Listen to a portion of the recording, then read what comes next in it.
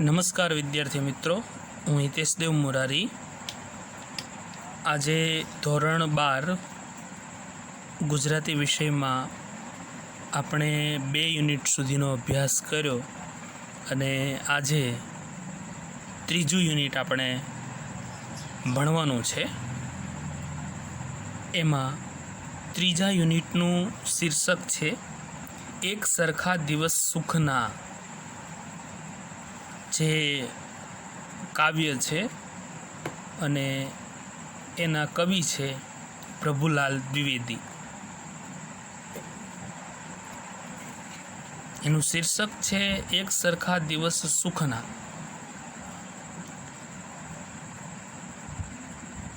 એ શીર્ષક સાંભળતાની સાથે જ આપણને વિદ્યાર્થી મિત્રો ખ્યાલ આવે કે એક સરખા દિવસ સુખના ક્યારેય કોઈના જતા નથી અને જાશે પણ નહીં। એટલે ટૂંકમાં અહીંયા આ કાવ્ય છે એ કાવ્યમાં કવિ શ્રી પ્રભુલાલ દ્વિવેદીએ માનવ જીવનનું ચિંતન રજૂ કર્યું છે। તો સર્વપ્રથમ આપણે પ્રભુલાલ દ્વિવેદી જે કવિ છે એનો પરિચય પ્રાપ્ત કરીએ। તો સર્વપ્રથમ એમનો જન્મ છે એ 15/11/1892 રોજ અને એમનું અવસાન 31/1/1962 રોજ થાય છે। ગુજરાતી નાટ્યકાર શ્રી પ્રભુલાલ દયારામ દ્વિવેદીનો જન્મ વીરપુર સૌરાષ્ટ્રમાં થયો હતો। ગુજરાતી નાટ્યકાર એટલે નાટકકાર, જેમણે નાટકોની રચના કરી હોય એમણે નાટ્યકાર તરીકે ઓળખવામાં આવે છે। એટલે અહીંયા પ્રભુલાલ દ્વિવેદી છે એ નાટ્યકાર છે, નાટકકાર છે। જો વિદ્યાર્થી મિત્રો નાટ્યકાર શબ્દ આવ્યો એટલે સાહિત્યના ઘણા બધા સ્વરૂપો આવે, જેમાં નવલકથા, નોવેલ, નિબંધ, જીવની, સંસ્મરણ, આ બધા જ ઘણા બધા સાહિત્યના સ્વરૂપો આવે, બરાબર। એ સાહિત્ય સ્વરૂપમાં એક અલગ પડતું સાહિત્ય સ્વરૂપ એટલે નાટક। ગુજરાતી સાહિત્યમાં આજે નાટકો લુપ્ત થઈ રહ્યા છે, પણ આમ છતાં પણ નાટક છે એનું અનેરું મહત્ત્વ છે અને સાહિત્યમાં એને પંચમ વેદ તરીકે પણ ઓળખવામાં આવે છે। એટલે અહીંયા પ્રભુલાલ દ્વિવેદી છે એ ગુજરાતી નાટ્યકાર છે, બરાબર। અને એમનો જન્મ છે એ વીરપુરના સૌરાષ્ટ્રમાં થાય છે। આગળ 4 ચોપડી વતન જેતપુરમાં ભણ્યા પછી કરાંચી ગયા, નોકરી કરી, ફાજલ સમયમાં ગુજરાતી, હિન્દી તેમજ અંગ્રેજી પુસ્તકો વાંચ્યા। 4 ચોપડી વતન જેતપુરમાં અભ્યાસ કર્યો, ત્યાર પછી તેઓ કરાંચી જાય છે, ત્યાં નોકરી કરે છે અને ફાજલનો સમય એમનો આવે છે ત્યારે તેઓ ગુજરાતી, હિન્દી અને અંગ્રેજી પુસ્તકો વાંચે છે। ઈસવીસન 1916માં દેવી દમયંતી નાટકમાં એક દ્રશ્ય લખ્યું, ત્યાંથી રંગભૂમિ ક્ષેત્રે તેમણે શ્રી ગણેશ કર્યા।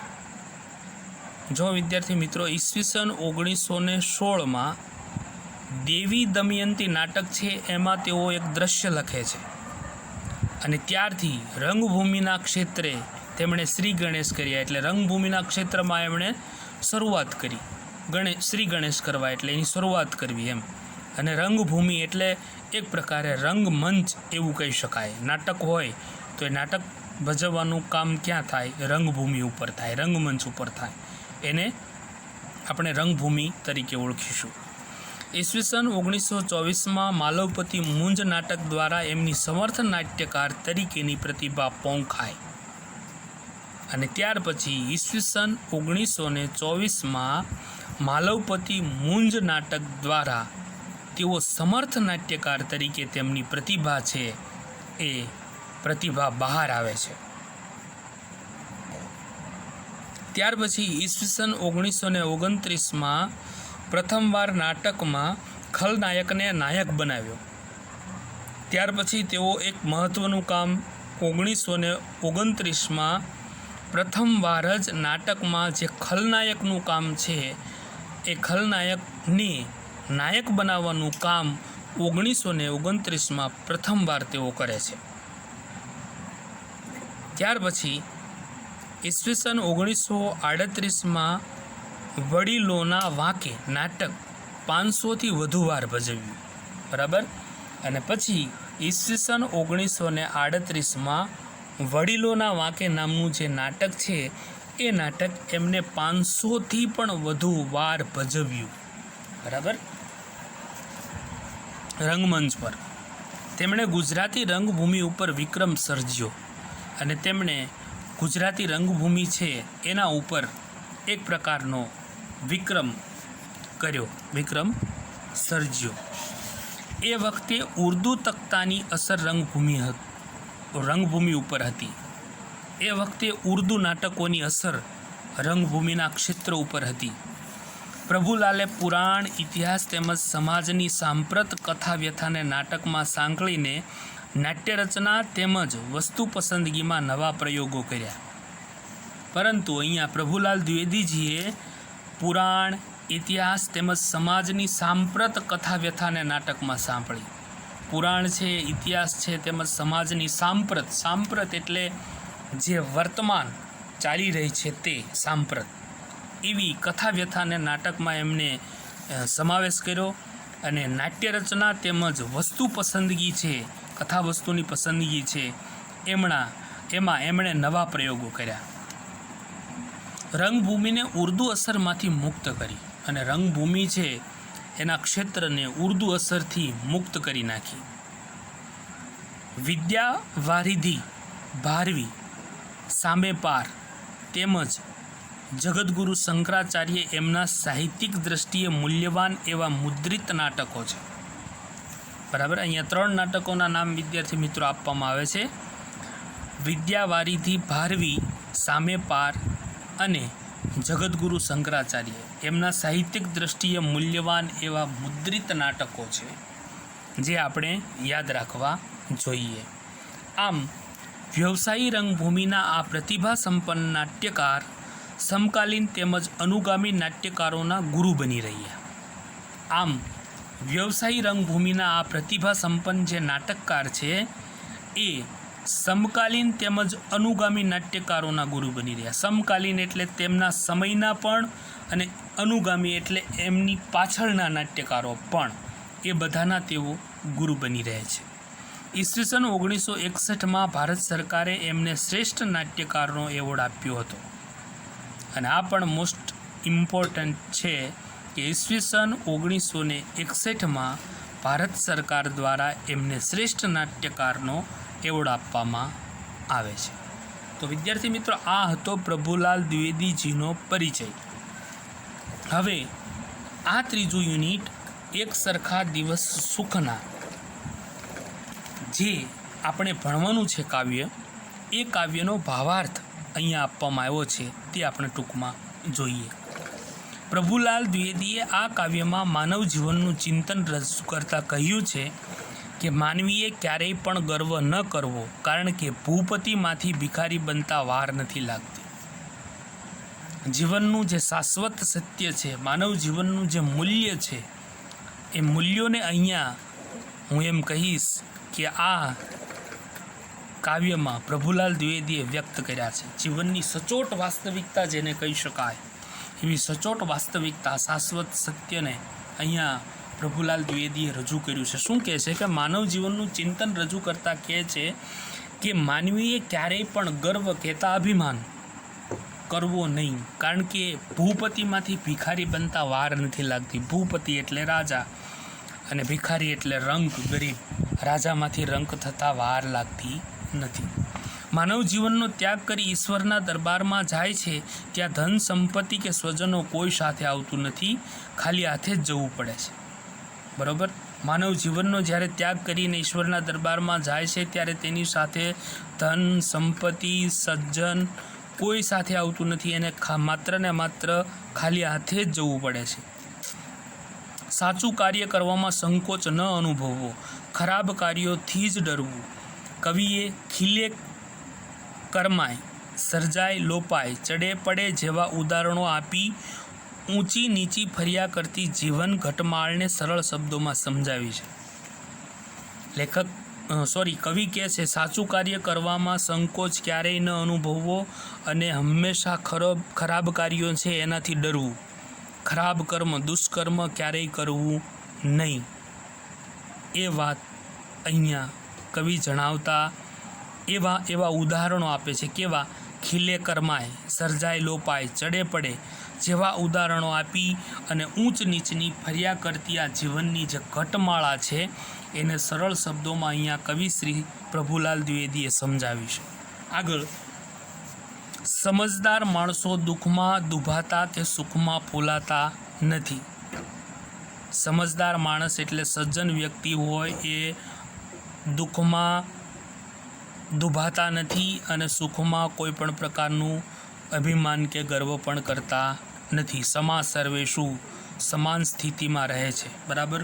સુખ હોય દુઃખ હોય એને સમાનપણે તે જુએ છે. મુશ્કેલીમાં આવી પડેલ માનવીને પરેશાન કરવો એ દુષ્કૃત્ય દુર્જનોનું છે. કોઈ પણ વ્યક્તિ મુશ્કેલીમાં હોય, પરેશાનીમાં હોય, તકલીફમાં હોય તો એવા માણસને પરેશાન કરવો એ દુષ્કૃત્ય દુર્જનોનું છે. દુર્જન વ્યક્તિઓ હોય એ એવું કરે. આ કાવ્યમાં કવિ અહંકાર, ઉપજ છોડી ઈશ્વરની સર્વોપરિતાનો સ્વીકાર કરી સ્થિતપ્રજ્ઞ રહી અન્યને ઉપયોગી થવાનો બોધ અર્પે છે.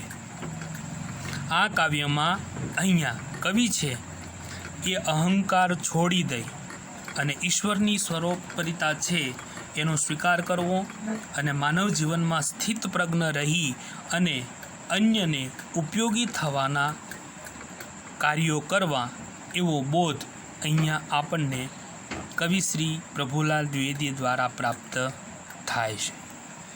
હવે આ ટૂંકમાં ભાવાર્થ જોયા પછી વિદ્યાર્થી મિત્રો આપણે સર્વપ્રથમ આ પૂરેપૂરું કાવ્ય છે એનું આદર્શ પઠન કરીશું અને ત્યાર પછી એની સમજૂતી પ્રાપ્ત કરીશું. એક સરખા દિવસ સુખના કોઈના જાતા નથી, એથી જ સાણા સાહેબીથી લેશ ફૂલાતા નથી. ભાગ્ય રૂઠે કે રીઝે એની તમા એને નથી, એ જ સુરા જે મુસીબત જોઈ મૂંઝાતા નથી. ખીલે તે કરમાય છે, સર્જાય તે લોપાય છે, જે ચડે તે પડે એ નિયમ પલટાતા નથી.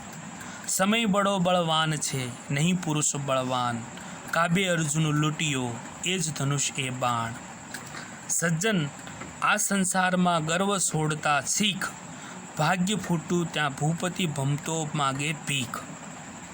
ધનજન સંપત્તિ સાહેબીને કોઈ ન આવે સાથ, ઈશ્વરના દરબારમાં જાવું ખુલ્લે હાથ. ડરવાનું દુષ્કર્મથી એ જ જીવનનો સાર, મરવાથી ડરવું નહીં, મરવું એક જ વાર. ઉપદથી હળવા થશો, ઉપદ કરો ન કોઈ, ધાર્યું આપણું ધૂળ છે, હરી કરે શો હોય. પડતા પર પાટું કદી, દાઝ્યા ઉપર ડામ, દઈશ ના કોઈને કદી, એ દુર્જનનું કામ.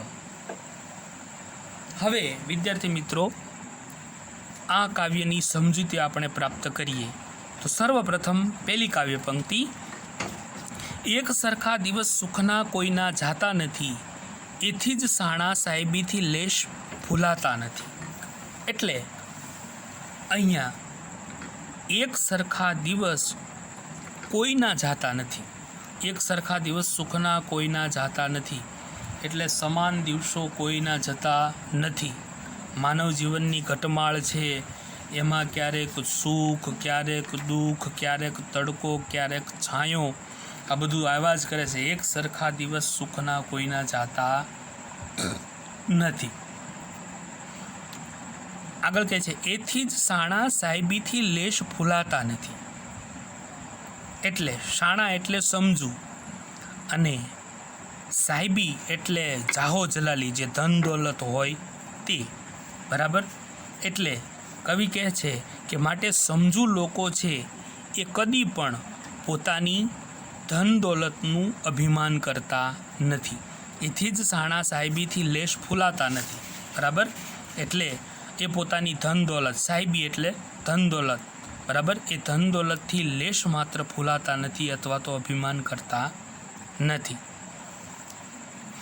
પછી આગળની કાવ્ય પંક્તિ, ભાગ્ય રૂઠે કે રીઝે એની એને નથી, એ જ સુરા જે મુસીબત જોઈ મૂંઝાતા નથી.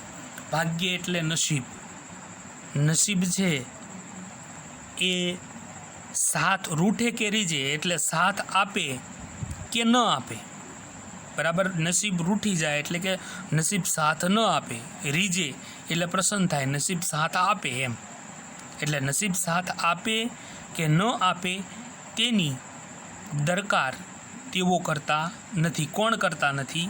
જે સુરવીર છે તે. એ જ સુરા જે મુસીબત જોઈ મૂંઝાતા નથી.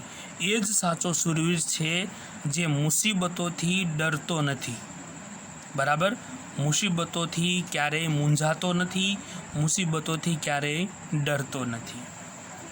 પછીની કાવ્ય પંક્તિ, ખીલે તે કરમાય છે, સર્જાય તે લોપાય છે, જે ચડે તે પડે એ નિયમ પલટાતા નથી.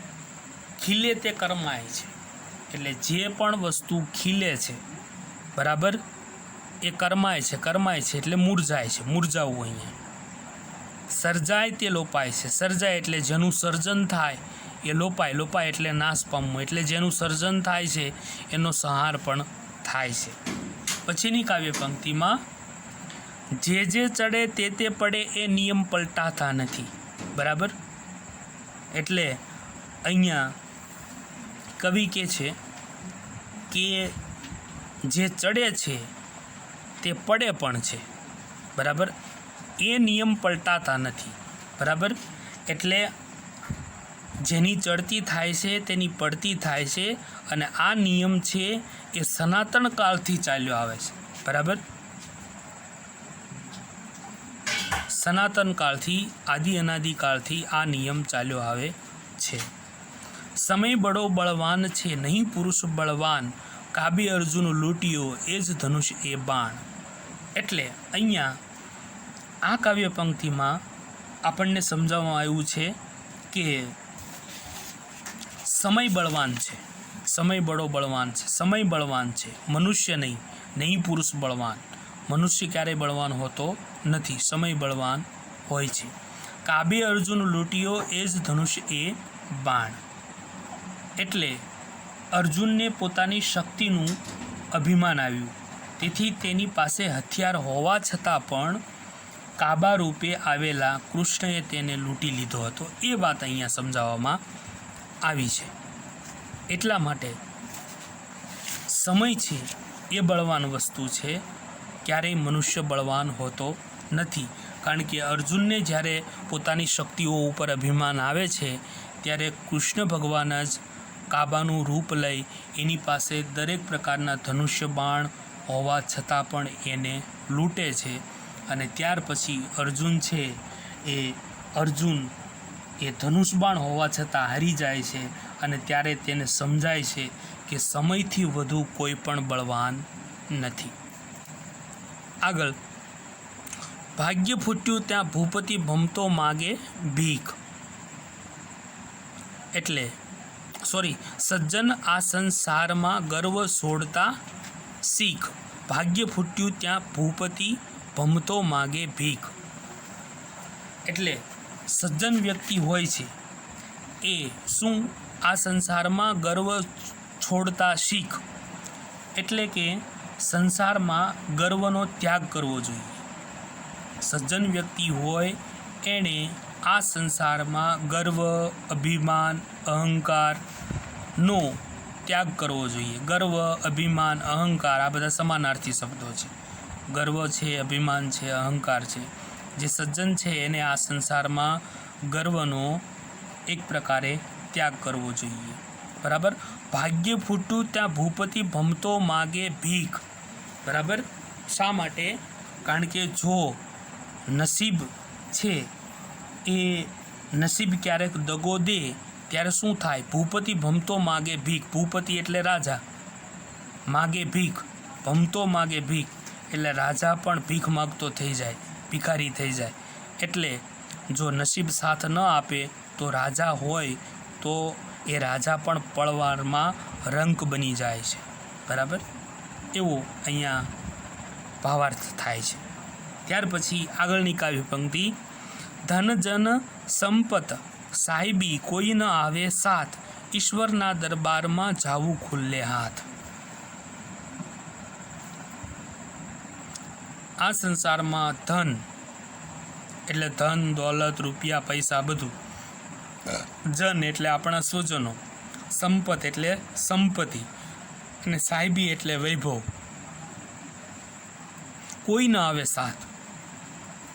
ધન, સ્વજન, સંપત્તિ અને વૈભવ, કોઈ પણ પ્રકારની વસ્તુ આપણી સાથે આવવાની નથી. ઈશ્વરના દરબારમાં જાવું ખુલ્લે હાથ. ઈશ્વરના દરબારમાં આપણે ખુલ્લે હાથે આવ્યા હતા અને ખુલ્લે હાથે જવાનું છે. બરાબર, કોઈ પણ પ્રકારના ધન, સ્વજનો, સંપત્તિ, વૈભવ સાથે આવતા નથી.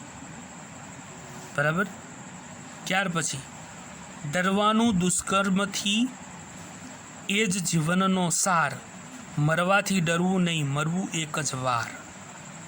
જીવનનો સાર શેમાં બતાવે છે? જો કહે છે ડરવાનું દુષ્કર્મથી એ જ જીવનનો સાર. જીવનનો સાર, જીવનની સાર્થકતા શેમાં છે? જીવનનું મૂલ્ય શેમાં છે? શેમાં છે? ડરવાનું દુષ્કર્મથી. એક જ વસ્તુ છે, અને એ વસ્તુ છે એ દુષ્કર્મથી ડરવું. એ જ જીવનનો સાર છે. ક્યારેય આપણે આપણા જીવનમાં દુષ્કર્મ કરવું ન જોઈએ. દુષ્કર્મથી હંમેશને માટે આપણે ડરવું જોઈએ. એ જ માનવ જીવનનું ચરમ અને પરમ કર્તવ્ય છે, માનવ જીવનનું મૂલ્ય છે, માનવ જીવનનો સાર છે. પછી કહે છે મરવાથી ડરવું નહીં, મરવું એક જ વાર. મૃત્યુનો ભય ક્યારેય આપણને સતાવવો જોઈએ નહીં. મૃત્યુનો ભય આપણે રાખવો જોઈએ નહીં, કારણ કે એક જ વખત સૌએ મરવાનું છે. મરવું એક જ વાર, સૌને એક જ વાર મરવાનું છે. એટલે મૃત્યુનો ભય ક્યારેય રાખવો ન જોઈએ. ઉપદથી હળવા થશો, ઉપદ કરો ન કોઈ, ધાર્યું આપણું ધૂળ છે, હરી કરે સો હોય. બરાબર, ઉપદ એટલે અહીંયા એનો અર્થ થશે અભિમાન. ઉપદથી હળવા થશો એટલે મનુષ્ય અભિમાનથી માન ગુમાવે છે. અભિમાન ક્યારેય કરાય નહીં. બરાબર, અભિમાનથી મનુષ્ય છે એ માન ગુમાવે છે. ઉપદ કરો ના કોઈ એટલે માટે કદી પણ અભિમાન કરવું જોઈએ નહીં. ધાર્યું આપણું ધૂળ છે, હરી કરે સો હોય. બરાબર, આપણું ધારેલું કંઈ પણ થતું નથી. શું થાય? હરી કરે સો હોય. હરી એટલે ઈશ્વર. જે ઈશ્વરનું ધારેલું હોય એ જ થાય છે. બરાબર, એવો ભાવાર્થ થાય. અને છેલ્લી કાવ્ય પંક્તિ, પડતા પર પાટું કદી, દાજા ઉપર ડામ, દૈશના કોઈને કદી, એ દુર્જનનું કામ. બરાબર, એટલે આમાં કહે છે પડતા ઉપર પાટું અને દાજા ઉપર ડામ કદી ન દેવો. કોઈ વ્યક્તિ પડેલી હોય તો એ પડેલી વ્યક્તિ હોય ને એને વાગ્યું હોય ને આપણે એને પાટું મારીએ તો એ સારું લાગે. કોઈ વ્યક્તિ દાજી હોય તો એની ઉપર ડામ આપવામાં આવે.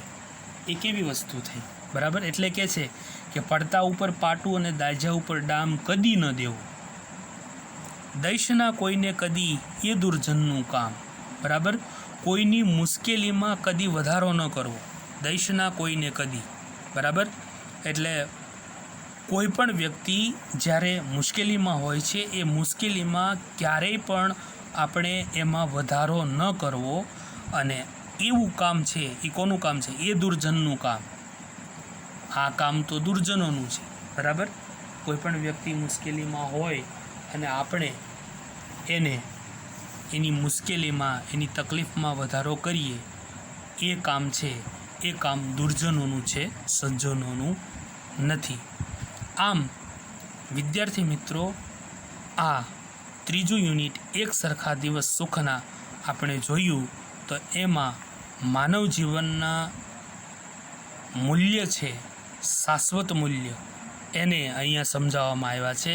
આ કાવ્યમાં કવિ પ્રભુલાલ દ્વિવેદીએ માનવ જીવનનું ઊંડું ચિંતન વ્યક્ત કરતાં કહ્યું છે કે મનુષ્યએ ક્યારેય અભિમાન ન કરવું, નસીબ પર કદી ભરોસો ન કરવો, કેમ કે રાજામાંથી રંગ બનતા વાર લાગતી નથી અને મૃત્યુ પછી ઈશ્વરના દરબારમાં ભૌતિક સંપત્તિ કે સ્વજન સાથે આવતા નથી, ખાલી હાથે જ આપણે જવું પડે છે. કવિએ જગતના સનાતન સત્યને સમજાવવા ઉગ્યું તે આથમે, ખીલ્યું તે કરમાય એ નિયમો આપણને સમજાવ્યા છે, બરાબર. અને માનવ જીવનની જે ઘટમાળ છે એ ઘટમાળને સમજાવી છે, બરાબર. સજ્જનો છે દુઃખ અને સુખમાં સમાન ભાવે વર્તે છે, જ્યારે દુર્જનો દુષ્કાર્ય કરીને બીજાને પરેશાન કરે છે, બરાબર. અહંકાર છોડીને ઈશ્વરની સર્વોપરિતાનો સ્વીકાર કરવા અને પરોપકારી બનવાનો બોધ અહીંયા આપણને પ્રભુલાલ દ્વિવેદી આપે છે. Thank you very much.